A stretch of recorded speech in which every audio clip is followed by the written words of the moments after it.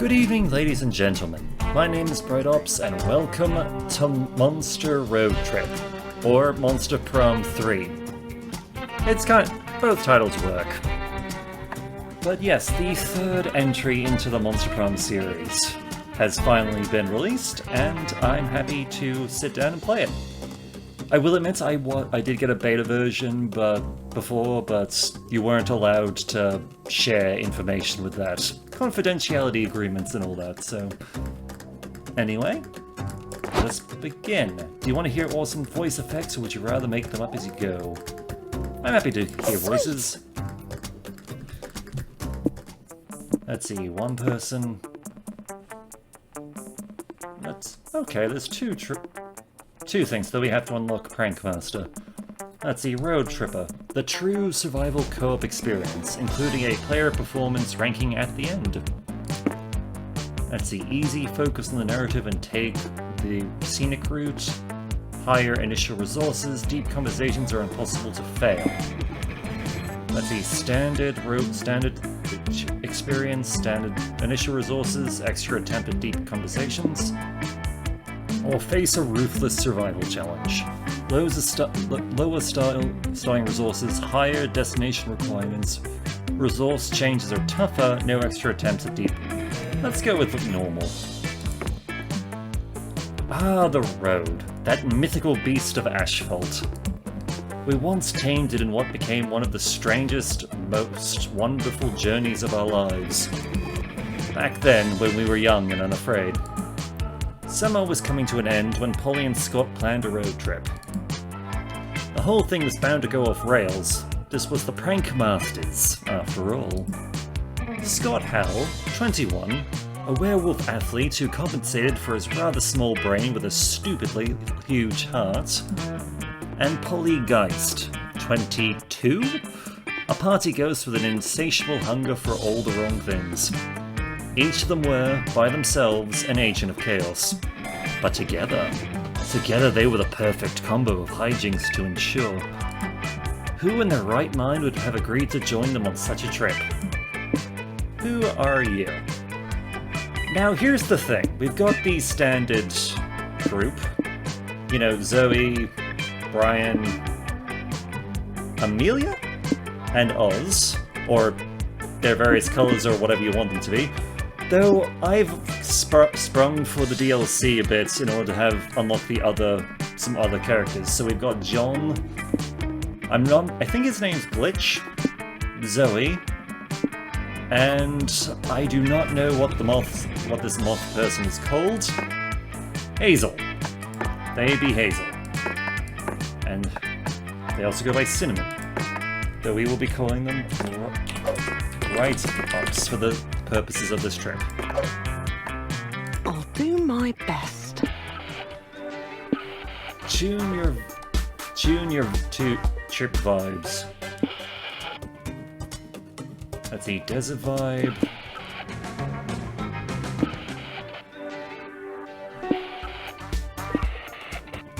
I do like desert vibes, not gonna lie. Was the road trip a dangerous idea? Yes. Was it poorly planned? Yes. Did we do it anyway? Fuck yes. For in the end, we were young and unafraid, and we were ready to start. Gonna have to see if I can rope some friends. Driving is so relaxing. Gonna have to see if I can rope some friends into playing this with me at some point. But yes, we have our resources. If any of these ever hit 0, we're done. And we have our locations. At the moment, we can start with 2. Either the Roadside Wig Museum, or the Dynast.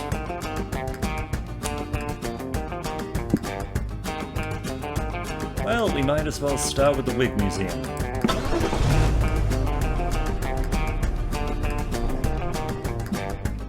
Wigs of every color, shape, and style, from afro to updo, are on display here. Wig to meet you, madam. You never knew there was such a rich history to artificial hair. There are plenty of things to check out at the museum. You decide to Polly, I have a question. Polly, I've been meaning to ask you, how do you road trip? It's okay, Scott. There's no shame in asking, Scott. Let me explain. All of us will share 6 essential resources, and we need to manage them wisely to keep this trip afloat. So we need to be careful, because the choices we make during the trip can affect these resources. And if one of them depletes completely, we can kiss this road trip goodbye. I get it, so our goal is to avoid running out of any resource and keep road tripping forever. No, the goal is to reach one of the 6 destinations each road trip leads to. I have this travel guide that explains how each destination requires us to hoard a different resource. You can check said guide whenever you want. Click on the destination tab to the right or press E on the keyboard or LB on the controller. Okay, so this thing? Okay, so we've got our various things and we need to hoard at least one particular resource to get there. There, you'll find the requirements to reach a destination and win the game. Through exposition, narrator voice inside... Enough expedition, narrator voice inside our heads. Nice. We get it. Keep our resources far above 0 and hoard enough of one resource to reach destination. Let's go. Let's see, what do you want to do? Let's see, check out the expedition, guess which resource you'll gain and which you'll lose. Attend the kids' tour, guess which resource you'll lose. You'll always gain hype.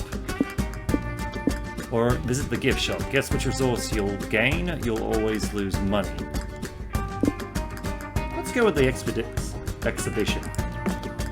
You, Polly and Scott, enjoy wandering around the magical wigs for the fabulous expedition for all of 4 minutes. It's Polly time!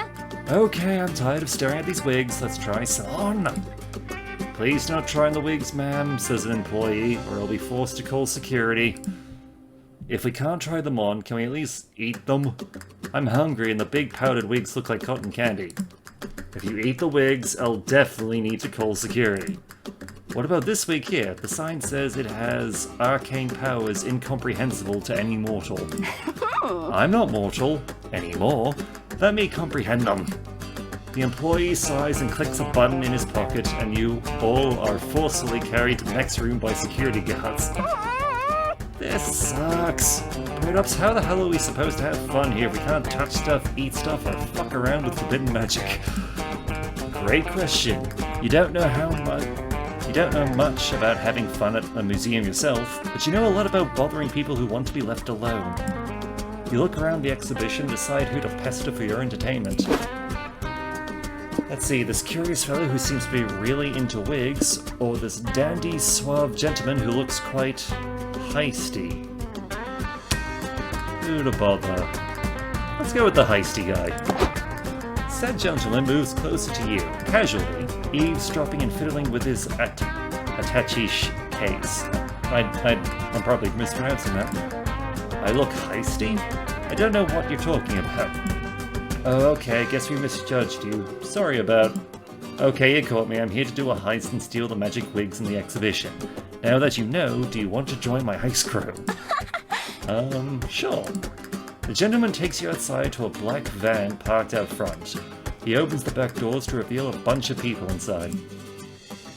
This big fellow here is Tony Macaroni. He's our muscle. He's bald, as you can see, and he really wants a nice expensive wig to cover it up. There's Miss Abe here, the master of disguise. She can turn into anyone. Her only weakness is not having enough wigs. Until today. And that's codename name Hard Drive. They're our hacker. Also our getaway driver. We're a small team of wig heist enthusiasts, so we wear multiple hats. But soon we will wear multiple wigs, and the magical wigs we steal today will be the crown jewels of our collection. Once we've harnessed their power, we'll be able to steal all the wigs we want. Go, team! Solid team, bro! What's the story behind your wig obsession, anyway? That's all part of my mysterious past. Wig-wearing femme fatales fill my backstory, but that won't be fully explored until this heist sequel. Anyway, as for you two, your codenames are Big Puppy and High Spirits, and you will play the vital role of being the distraction. Nice. Lit! I'm really good at being distracting. I have pom-poms and confetti grenades in Scott's pockets whenever you're ready to go. No, your job is already over.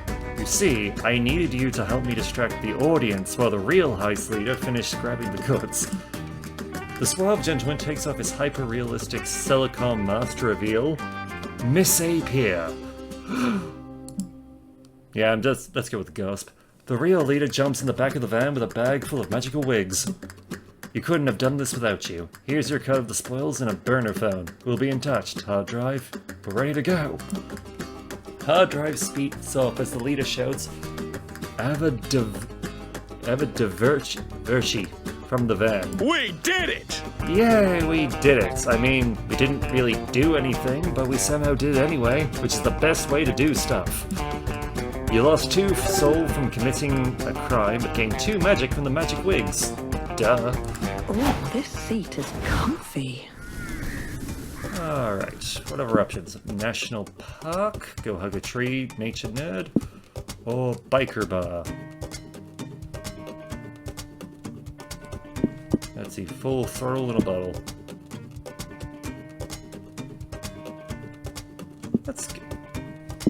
Let's see. Yeah, let's go to a bar. I'm pretty sure Penny would appreciate it. Polly would appreciate it. But Polly, we can't go there. We're in a car, not a bike. It'd be rude. Breaking bottles, clinking shot glasses, revving motors, the crash of a window some dude just got thrown out of. You, want a ride? Such are the delicate melodies of a bona fide biker bar. This is your chance to embrace your inner badass. What do you do? Whoa again. Woohoo again. Let's choose an action and make an event happen. Yes, I'm ready for all the randomness these events involve. Actually, Polly, I was checking this travel guide and it seems they aren't so random after all. Look, these different signs apparently refer to different types of events. Those common types of events are called exchange events. After making a choice in those, you'll always lose a resource and gain a resource no matter what. The trick is making the right choice, since that will decide which resources are gained and lost. But if there's a resource sign next to the event type sign, that's called a known resource. It means that resource is guaranteed to be affected no matter what our choice is. If the sign is positive, then the resource is guaranteed to be gained. If it's negative, then you know you'll lose it. Like, for example, if you see an action with this sign, we'll know we'll lose money here. Our choice will only determine which resource we'll gain. That's not so bad. If we know losing or gaining a resource is unavoidable, we could be strategic about it. This all sounds very useful, but also like too much pressure for fan-favorite Polly to keep track of. Grown-ups, can we leave these decisions to you? Thanks. Alright, what do we want to do? Exchange. Okay, so grab some drinks, play some pool, or start a brawl. Let's grab some drinks. You and your friends take a seat at the bar. A tough-looking unicorn and a bolsterous storm elemental sit next to you.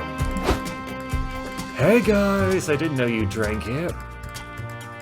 Hey, bro! Hey Suzanne. We're just passing through on our road trip. Do you and your friend come here a lot? Yeah, all the time. Whiskey and I own this place. Well, not literally, someone else does that, but we own, like, the cred of this place. We're tight with all the regulars, like Johnny there. What's up, man? How's your niece? The biker whiskey shouting out looks up and says, "My name's Broderick. Who the hell are you?" Haha, classic Johnny. Such a jokester. Right, so what's good to drink here? Try the fermented gasoline. It'll put hair on your chest. Sure, the gasoline's pretty good. If you're into fruity stuff. I'm a screwdriver man myself. The bartender slides whiskey a literal metal screwdriver in a pint glass. He starts chewing on it vigorously. You gotta love the authentic rustic flavor. What are you gonna order, Bright Ups? No pressure, but we're totally gonna judge you based on your choice.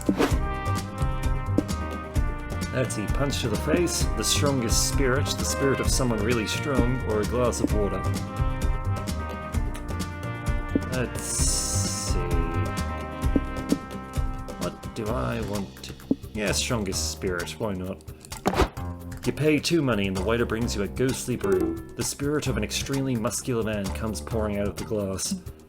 Right ops, he says. I am the strongest spirit of the strong... I'm the spirit of the strongest man in the world.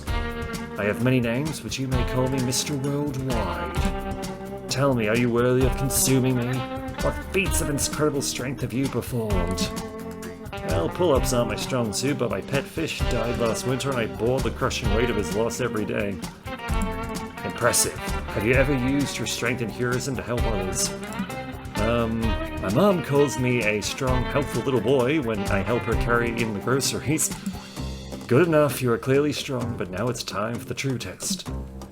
Are you strong enough to lift this pint glass? You try to pick up the cup you've been given. Wow, this thing is heavy. What kind of Goliath was the bartender who brought it to you? Want us to help you lift it, Bright Ops? If we work together, we could do it. Go, team! Yeah, truth strength comes from friendship and teamwork. Well, that's a little corny, but fuck it, whatever gets this alcohol into Bright Ops' bloodstream the fastest. Your friends work together to tip the strongest spirit into your waiting mouth. It tastes like an old gin sock and 2 soul from the literal soul of Mr. Worldwide. Refreshing. Hands on the wheel, eyes on the road. Let's see, fancy motel and UFO sites sightseeing. Yes, we're going to the... Yeah, well, let's go see the UFO. What? Why is your car stopped? Whoa, I'm getting dizzy watching our resources go up and down. Yeah, man, is it even possible to know what we're losing or gaining beforehand? Dang, we're doomed. Put something on the radio. We may fuck up this road trip, but at least we'll fuck it up while having some fun. Okay. Welcome to our humble radio show, where our guests give narratively convenient road trip tips. Today we have road trip survivors Carmack S. Thompson and Hunter McCarthy. Guys, what can you share with our audience? Let me start by saying that the #1 cause of road trip related deaths is not properly understanding how to manage resources. Ah yes, the dreaded 6. Most inexperienced road trippers think they behave in arbitrary ways, but that's simply not true. When you're making choices on the road, you have to look for little cues to infer what resources you'll be losing or gaining. Money might be the easiest one. Are you buying or renting something? Money down. Hiring someone? Money down. Doing a job or selling something? Money up. But beware, sometimes the solution doesn't obviously involve buying something, but involves using expensive stuff you may need to buy or rent. And what about magic, the mysterious substance that fuels our cars?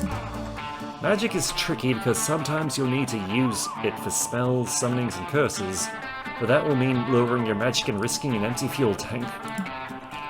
And getting magic up can be quite hard. You can find a gas station, or you may need to resort to performing sacrifices or colluding with strange, powerful entities. You know, classic road trip stuff. Our time's up, fellas. Let's discuss the other resources in future episodes of everyone's favorite radio show, Convenience Exposition. Applause.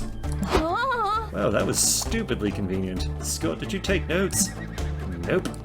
Well, I hope Bright Ops did at least, otherwise we're totally fucked. And not in the good way. You came here today to answer the age-old question, do aliens exist? We're not alone.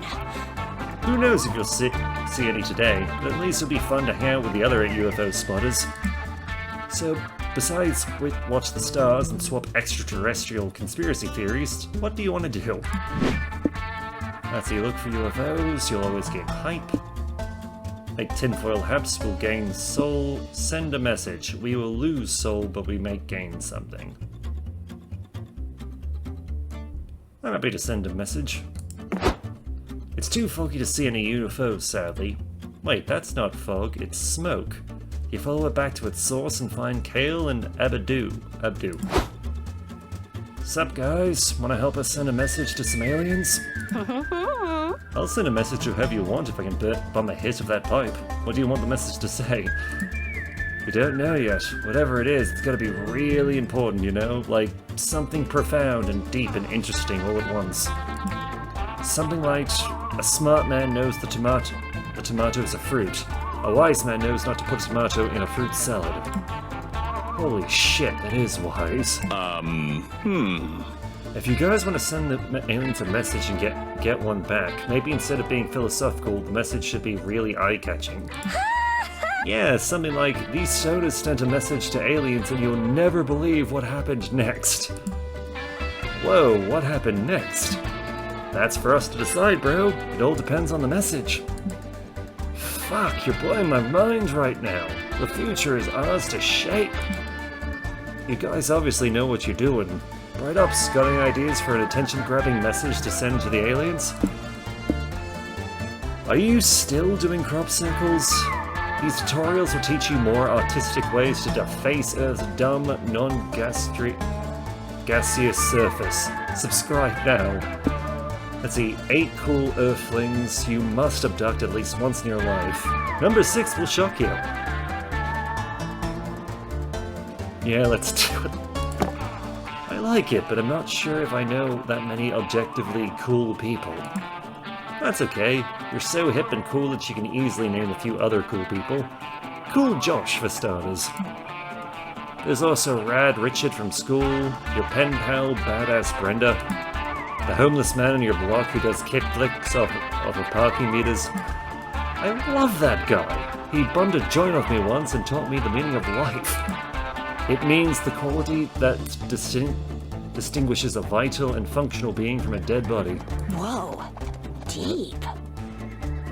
She said it better than myself. It all sounds good, but by my calculations, we're still 4, 3, 17, carry the 2. Lots of people short. Well, obviously the rest of us is going to be taken up by Kale, Abdu, and your road tripping crew. You're the coolest friends around. Yep. Ah, Bright Ops, you corny little shit. Okay, I'm down. We need a cool name for ourselves to make the aliens buy it, though. Maybe the cool friends who are objectively very cool? That's perfect! Man, those aliens would have to be stupid to not want to meet us. You guys are the coolest friends I've ever had. No aliens respond to your message, but you still gain 2 hype from the power of friendship. However, you do lose 2 soul for employing clickbait tactics to get your message across. Driving is so relaxing.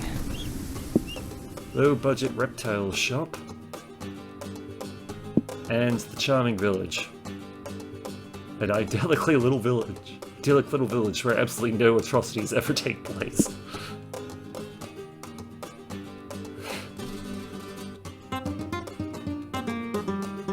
Let's see.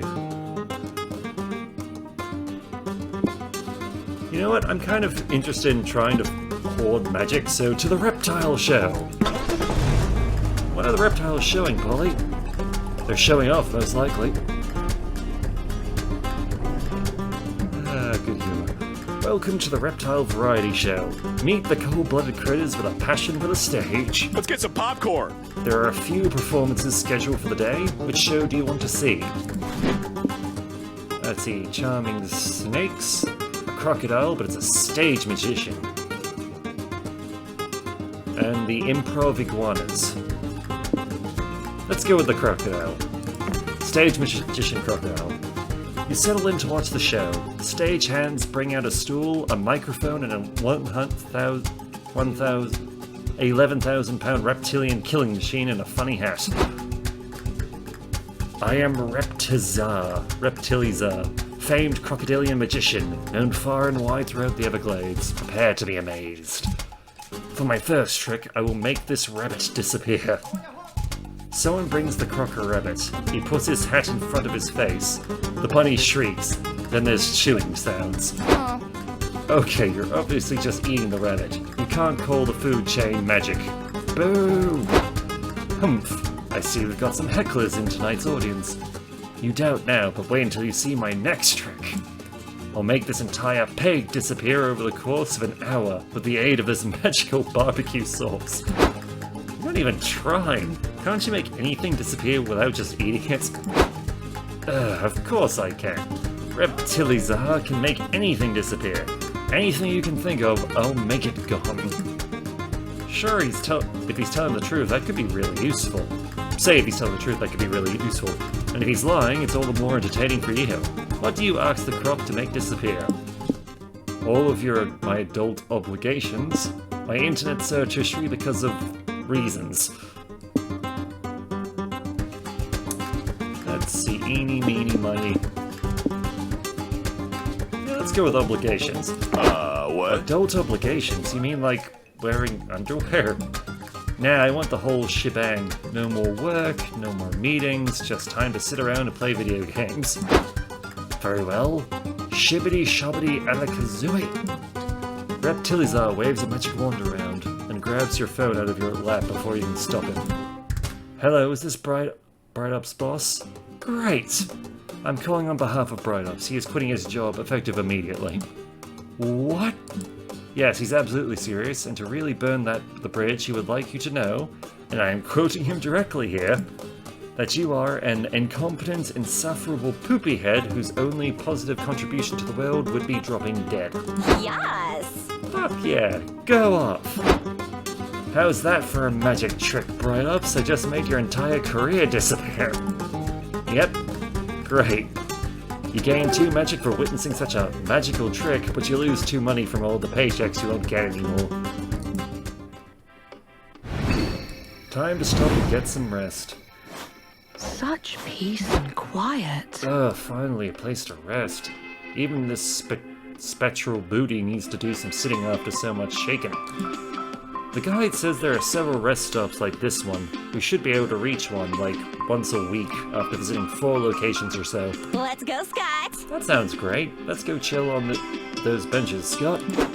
As your friends leave, you realize you don't want to rest, because you're utterly addicted to making choices all the time. And this rest stop is no different. You quickly assess the many, well, 5 things you can check out around here. But beware, with the exception of the car, each choice can only accommodate 1 player. It's first come, first serve. Now, go and see what the different spots do. Let's see.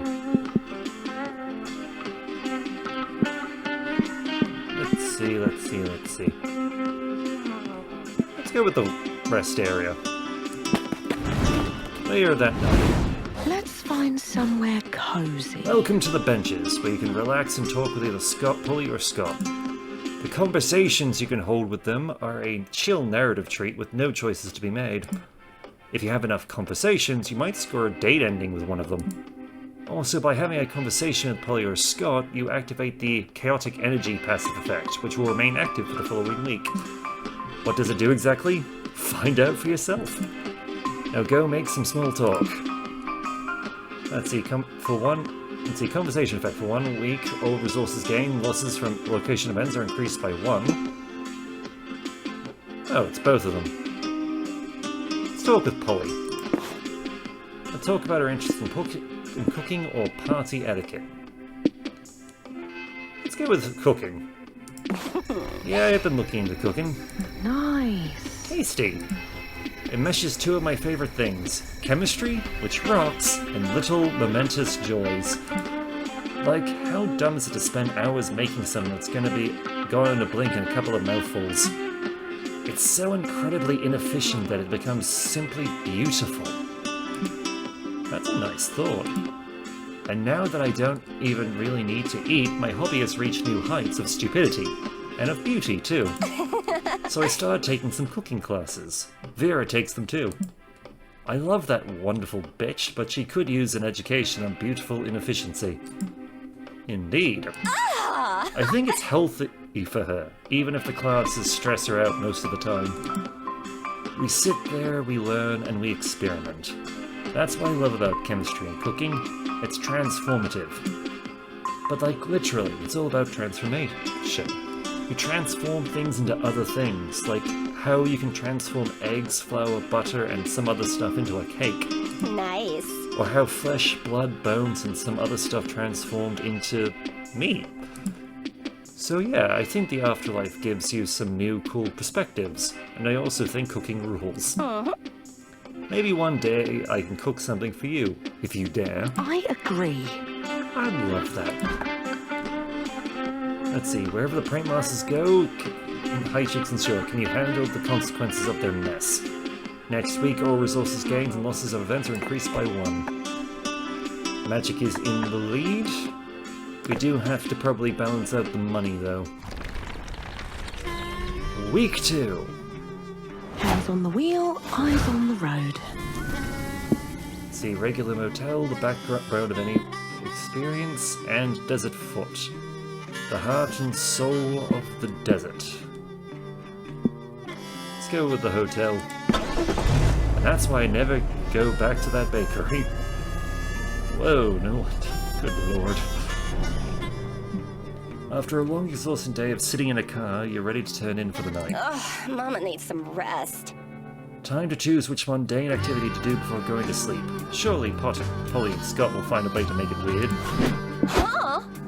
Hey, wait a second. That event type sign looks new. Oh! Yeah, according to the travel guide, that sign means this is a quantities event. They work a lot like exchange events. We always lose and gain equal amounts of resources, and we have to guess which resources are tied to each option. The main difference is the amount of resources that are affected by each option differ. They can be affected a bit, some, or a freaking lot. Scott!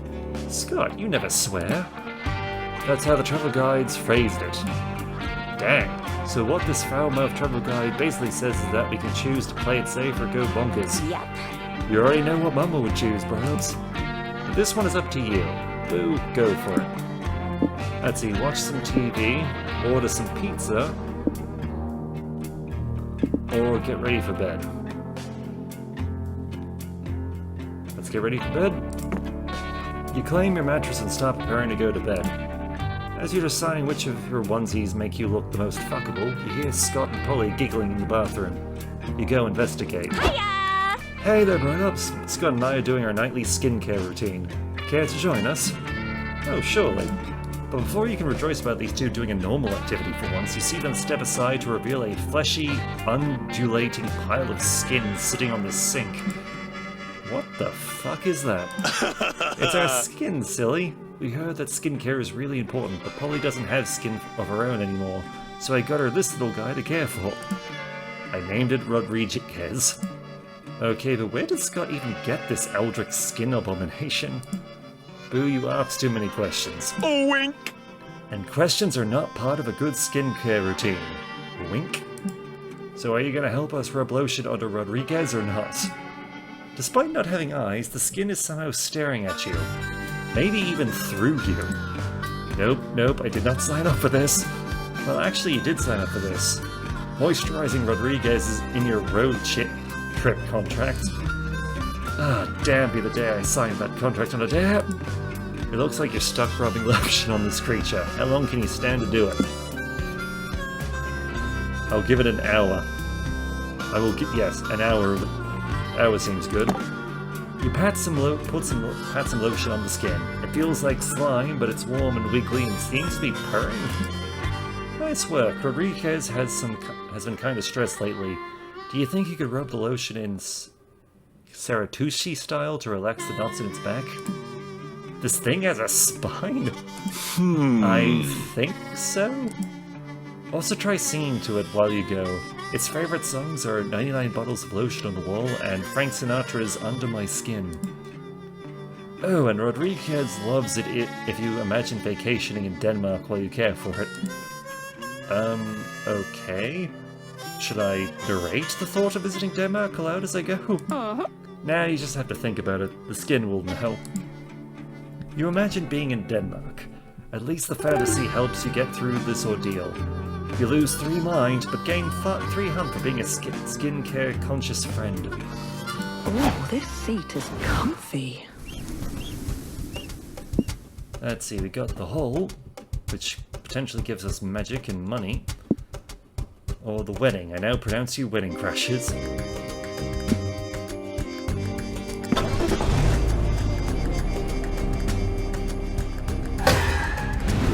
Well, she was complaining about being uneventful. Oh, I got it! Hey, Polly, look what time it is. Oh, fuck yeah, put the radio on, Bird Ups. Welcome back to Convenient Exposition, the radio show where our guests give narratively convenient road trip tips. Mr. Thompson, Mr. McCarthy, what can you tell us about the mysterious resource known as stamina? Ah, stamina, the fuel for our bodies. Yum. Getting stamina up is simple. Eat stuff. Stay hydrated. Get some rest. This is important since arduous activities such as exercising or having intercourse will eat up your stamina. Throwing your food away or using it in ways that don't involve eating it will also lower your stamina. Cormac, something you said about stamina reminded me of mine. It takes an experienced road tripper to differentiate how resting raises your stamina, but relaxing raises your mind. You're spot on, Hunter. A strong, relaxed mind can save you from succumbing to road madness and what to this day I suspect is an ancient deity preying on mortal psyches. Relaxing and finding enlightenment can keep your mind up, and so will strengthen your brain by learning new things. But if you overtax your brain, you may actually risk lowering your mind. Anything that strains your brain can result in mind loss, from trying to comprehend the incomprehensible to getting in anxiety-inducing situations. You betcha, says the road radio host, even thinking a lot for too long, like myself after this very edifying yada yada, which is why we'll stop this episode right here. Cormac S. Thompson, Thompson McCarthy, everyone. Applause. Thompson McCarthy, am I right? No, I have no idea what you mean by that, Scott. Me neither, Polly. Me neither. Ah, weddings, the union of two or more soulmates pledging life and love to each other for the rest of their days. If you believe in that true love stuff. If not, at least weddings are a fun place to dress fancy and get drunk. Free rice! Woo! They're also fun to crash, which is what you're doing now. Shh! So what do you want to do? Talk to the runaway bride, catch the bridal bouquet, which will always gain us hype, or speak now, or forever hold your peace. Okay, let's screw with this shit. You each have your own approach to sneak into the wedding. Polly phrases through the wall. You use your trusty plot armor to get into whatever wacky situation you want. Spot wears a lampshade and pretends to be furniture in the back of the room. You're pretty sure security just doesn't have the heart to throw him out. You watch the ceremony. It's normal and boring until the preacher says, if anyone objects to this union, speak now or forever hold your peace.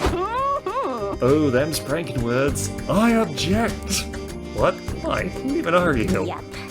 I'm Pippin Piss Pop. I have no idea how to pronounce that. Pissin Popadinius Pump. Professional wedding objector. I'm a pro at spotting a doomed couple, and these newlyweds really take the cake. I object too. I'm a lamp, and I don't think it's fair that furniture can't legally marry. I'm gonna keep objecting until this injustice is fixed. Object, object, object. Scott, no! Scott, this is a wedding, not a courtroom. It's not the same kind of objection. Who's Scott? I'm not gonna stop objecting until household objects love is recognized in a court of law. Object! Object! Huh? Oh no, he's too into character. Bride-ups, can you distract everyone with an objection while I snap him out of it? The pressure's on now. Why do you object to this union? How far will you go with this prank? Marriage is a scam! You know what isn't a scam? Investing in your 40k at an early age. The open bar has been out of blinds for like an hour. We can continue the ceremony when the pressing problem is resolved. Beware, that is not your fiancé, it's his evil twin. His sudden goatee isn't a bold-fashioned statement, but an undeniable proof of evil! That's getting nuts. You really think I'm evil just because I grew a goatee? The groom says. I just thought it looked nice. Goatees are due for a comeback, you know. Fair enough, what about your sinister eye patch? Does that mean you're evil? Wow, so now everyone who wears an eye patch has to be evil. Do you realize how fucked up that you sound?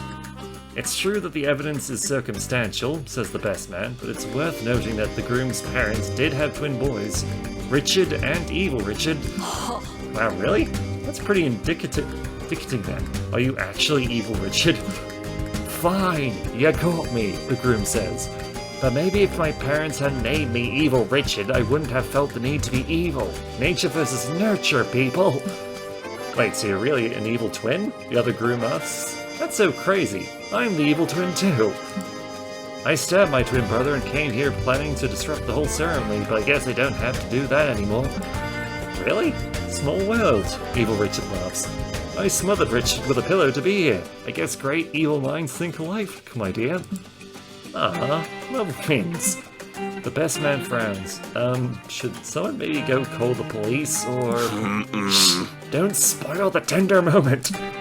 Your dumb prank ended up uniting an evil power couple in unholy matrimony. You lose 4 soul, but gain 3 hype and even 1 mind for cracking the case of the secret evil twins. Driving is so Okay, we're relaxing. almost soulless. That's not good. Post-apocalyptic settlement, or the pet center.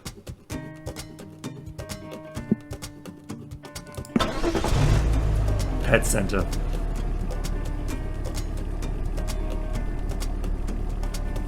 We go.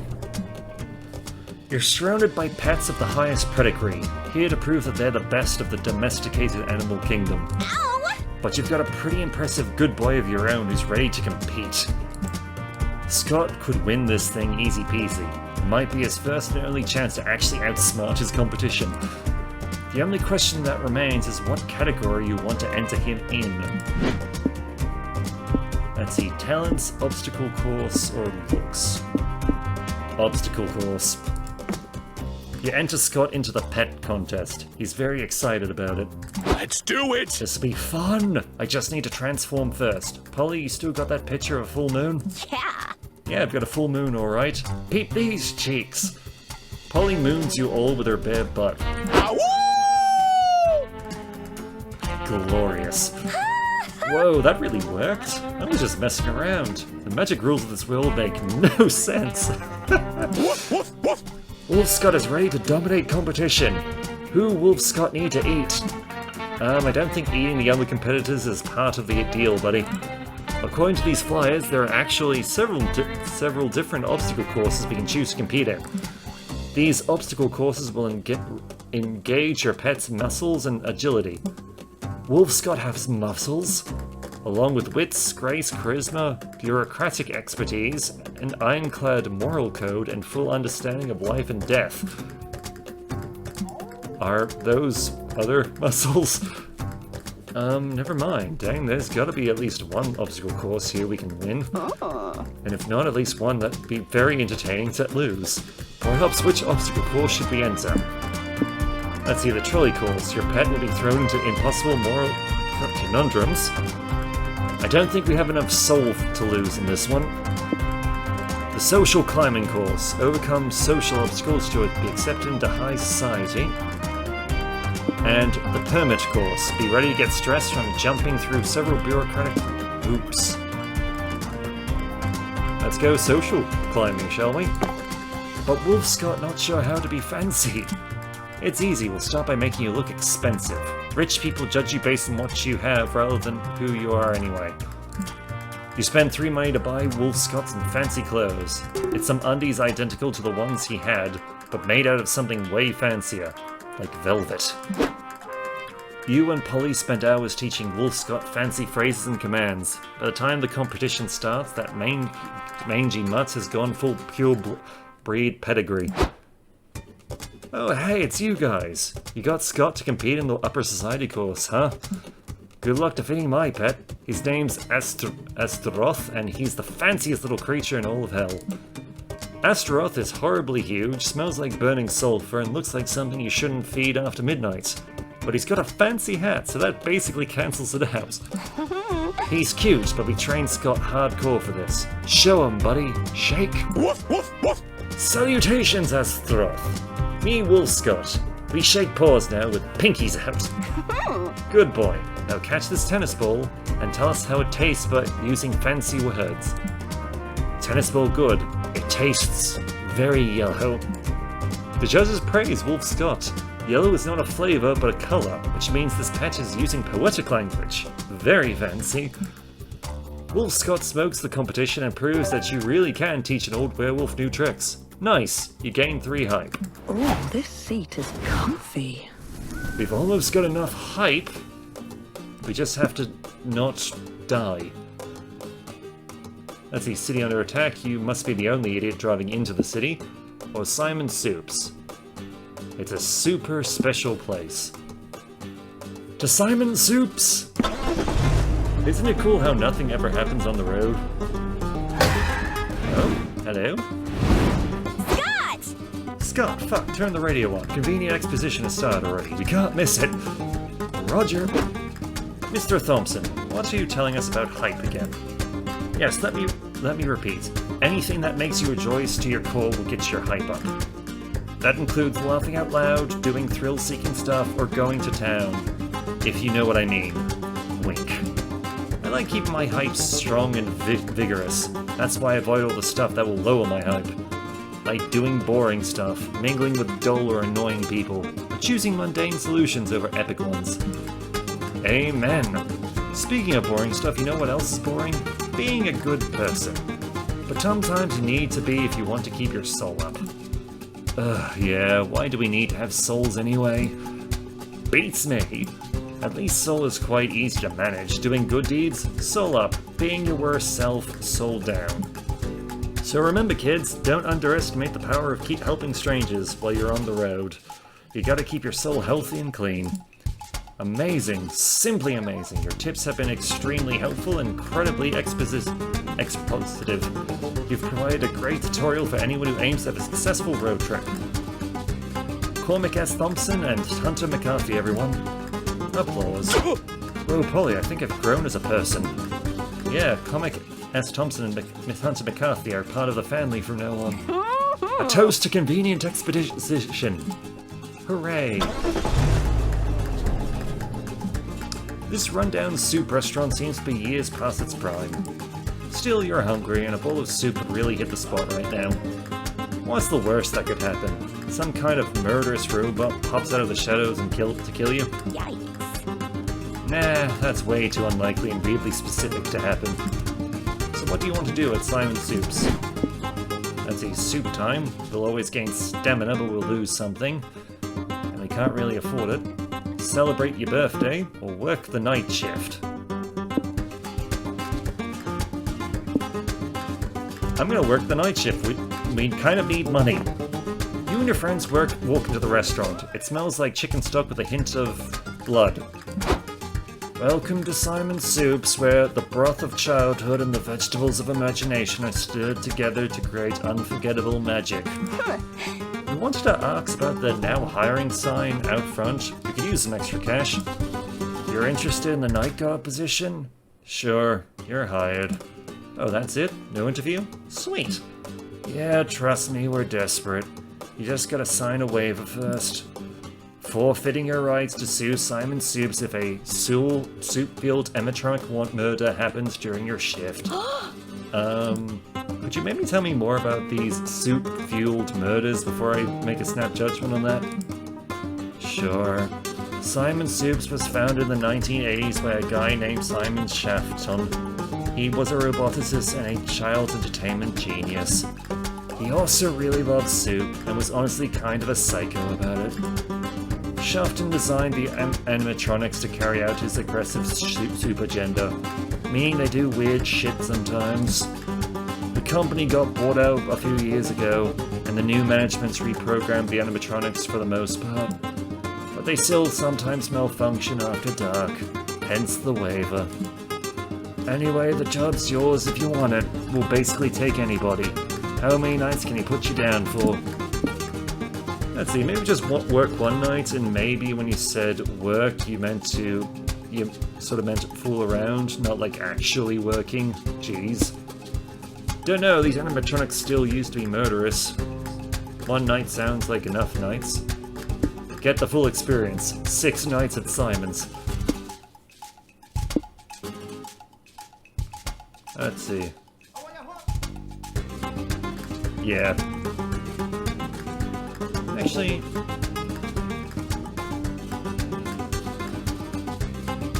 yeah, we're probably gonna lose some hype, but screw it, let's do it. You and your friends show up for your shift later than that night. Oh. I'm scared, bros. What if the animatronics put us in a soup? I don't want to be killed. Surprise! Whoa, how long have you been lurking around that corner? Long enough to overhear that you think we want to peel the soft, tender flesh from your bones and make you into a delicious cream of night guard soup. Man. Well, the way you phrase that is not easing our worries. Be not afraid, children. We are 38.6% harmless. Imitating calming melody. Every soup in alphabetical order. Dot wave.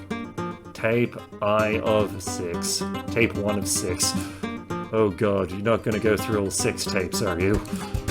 Gather round, pals. Take a deep breath. We're listing every single soup. A is for adequata, a traditional Italian dish. B is for bichette, which can be eaten hot or cold. Delish. Yep, got it. You can stop now. C is for chicken noodle, which is great for curing a cold. D is for dashi, a kelp stock that never gets old. Lame. But this does. This song has gotten extremely old. Seriously, just go back to your stage. And E is for escadella, a beloved Catalan stew. You eat it during the holidays. And F is for... Fuck you! Stop listing soups! I would literally rather get murdered than listen to this song. You asked for it. Simon, give me that ladle shank. It's a good thing Polly is at least is your least murderable friend. You can see why this job is still hiring, though. You lose 3 mind listening to the animatronics list soups and chase you with sharpened ladles all night long, but at least you make 3 money. Time to stop and get some rest. Such peace and quiet. See, a part of me kind of wants to continue talking with Polly just to see where things go, but at the same time I kind of also want to see what the other stuff does. Ah, fuck it. Let's find somewhere cozy. Polly! Let's see, talk about being a ghost or search for an apartment. Let's go with ghost. Being a ghost rules. Being a ghost is dope. Not only can you go through your afterlife with way less limitations, but it also makes you think. Like, life? Afterlife? How does it even work? Some people are born ghosts, and other people like me are dead ghosts. We surely don't abide by the same rules as corporate creatures, but there are rules nevertheless. Ooh, weird ghost rules. Yes, we're not exactly mortal, but as I've learned, we're not immortal either. How that works is still a mystery to me. Same here. Like, some ghosts age, some don't, some do, but at different paces. It's weird. And some ghosts definitely cease to be. But that's far from the end of it. What? Oh, so. We keep transforming and transitioning in very different ways, again and again. So who knows, tomorrow I might not be here anymore. But maybe I will become something else, something new. I may be stardust, I may be flesh, once again. I may be a warm, distant memory. I may be a line in a song. She sits in silence, looking at the stars as she grabs your hand. Maybe a bit in awe, maybe a bit in fear. 4 to go, Pipe still in the lead.